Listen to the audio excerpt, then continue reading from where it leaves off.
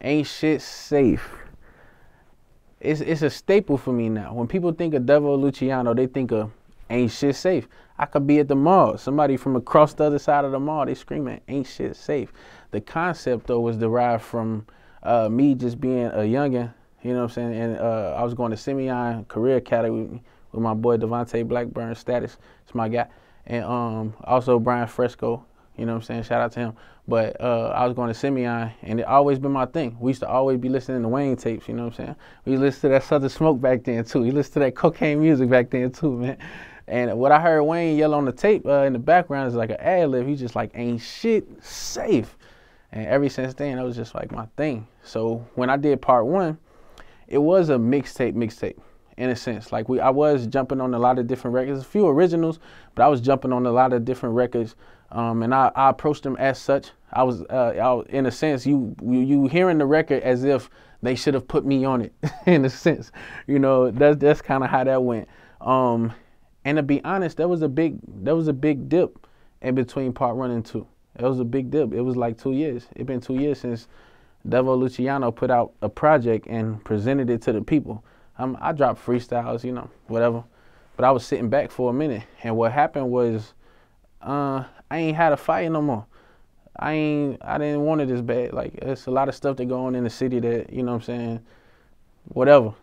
You know what I'm saying? I ain't gonna get no light to nobody, but it be a lot of stuff going on in the city that kind of make you turn your nose up. And I'm just a street, like I'm gonna handle it a different way. I'm not gonna, I can't compete with the internet. I can't do that.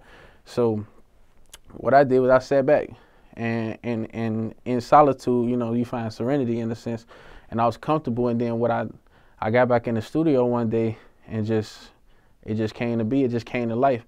And I didn't really plan on doing an Aint Sht Safe 2, but when the records started forming and the energy that was built around the records, I just felt it. Oh, this is Aint Sht Safe 2. I called it like, hey, this gotta be part 2. I was gonna name it some whole other shit, you know what I'm saying? But it's called Aint Sht Safe 2, The Return. And that's the story behind The Return, is because it's been like 2 years since I even put out a project, you know. I won't make y'all wait that long no more. But yeah, it was like 2 years. It's a long time. The artwork holds a significance to me, actually. The artwork is symbolic.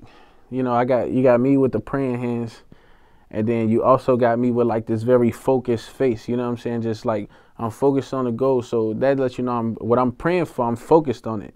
That lets you know that.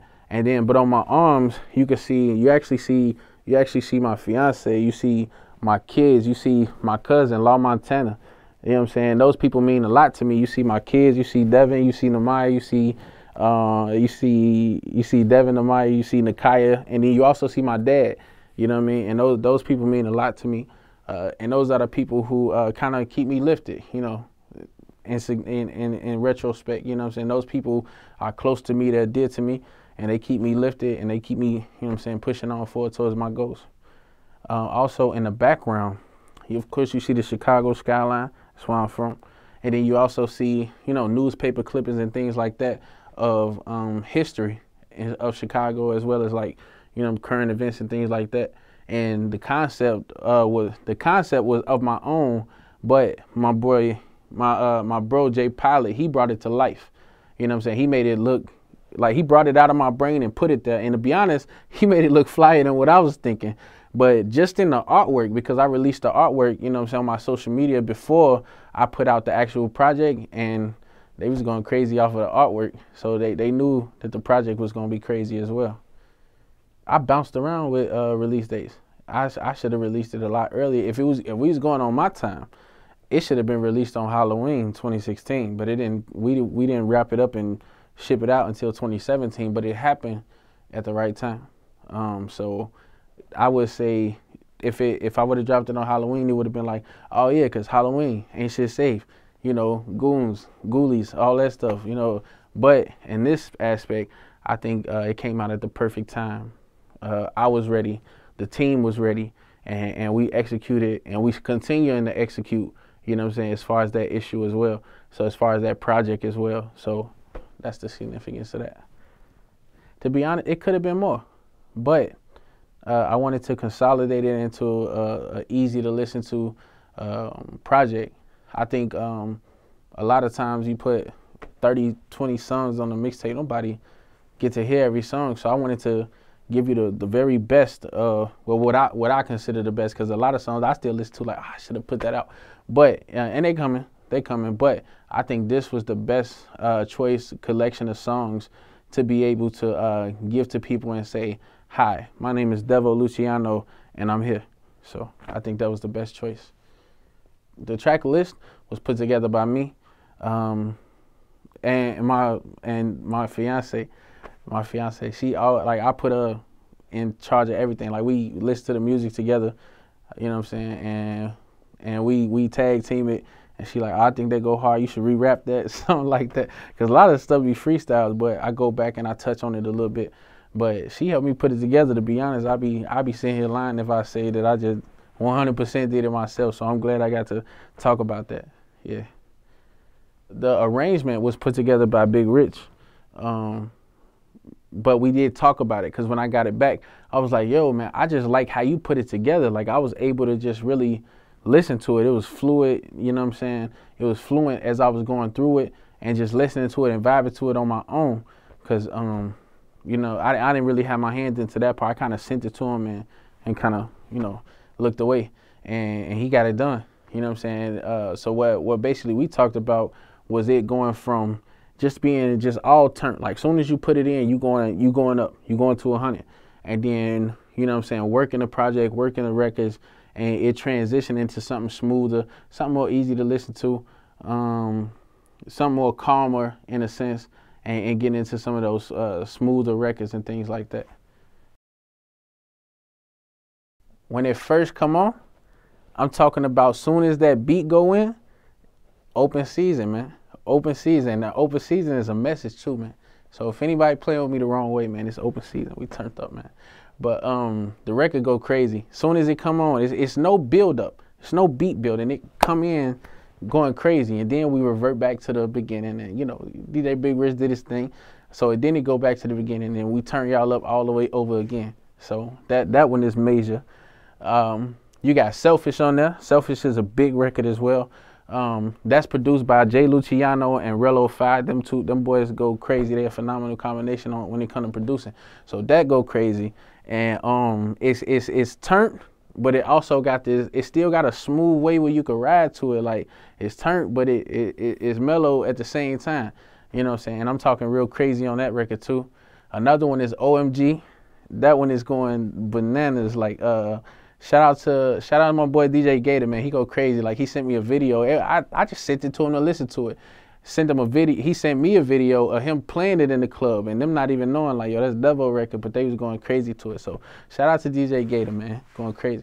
But after that, I think something else that I think is a staple on the mixtape is that I got my boy J Pilot on the record with me. The song I got is called Whip. You know what I mean? It's crazy. It's a dope record. It's definitely a trap record. You know what I mean? And it go crazy. And we finally got together on that record. That's my bro guy, man. He crazy. Another one that mean a whole lot to me is The Bottom. And that record, it holds a significant place to me because being from where I'm from and living where I'm at, you see a lot. And people want to know your take on that. And, you know, I don't always get to sit down and express myself to them people. They don't always get to come and say, hey, Devo, how do you feel about this? Or what's your opinion on this? So I feel like I give them one. And that's what I did on The Bottom. It kind of lets you know, like, I am, you know what I'm saying, I am rooted into the streets. I got ties there, you know, but I also have a conscience. And I know that, you know, I know there's things going on. I know that there's a problem and it do need addressing, but I also have to take a stand from this side and say, well, this is what we're dealing with. This kind of what we're dealing with. So on that point, you know, we just have to be real. And I think I shared a lot of thoughts and a lot of vulnerable feelings on that record about how I feel about it. So, you know, rest in peace to whoever fallen, man. Shout out to y'all family, you know. But a lot of things need to change, and, you know, it's going to start. But we got to put the work in, so I'm from the bottom. The guy who produced OMG is like, it's so much sauce on that record, how it's produced. It's produced by Saru Beats. I met him over the internet, and he in, like, I don't want to be wrong if he, like, watched this, but I think he in, like, Poland somewhere or something like that. That's crazy. You know what I mean? So to be able to connect with that person, you know, we chopped it up a little bit, and I got the beat untagged and all that stuff, and we did a little business, and that's a cool fun fact. I think another fun fact is that if you listen to Aint Sht Safe 1, you hear DJ Big Rich doing a lot of yelling, man. It sounds like a Gangsta Grills tape. But on Aint Sht Safe 2, he kind of folded his hands and stepped back and kind of just let the young boy rock, and you know what I'm saying, he put the sauce where he needed to, and you got a flame project right there. Another fact is that I make most of my music in the wee hours. So I probably was, not that I be under the influence or nothing like that.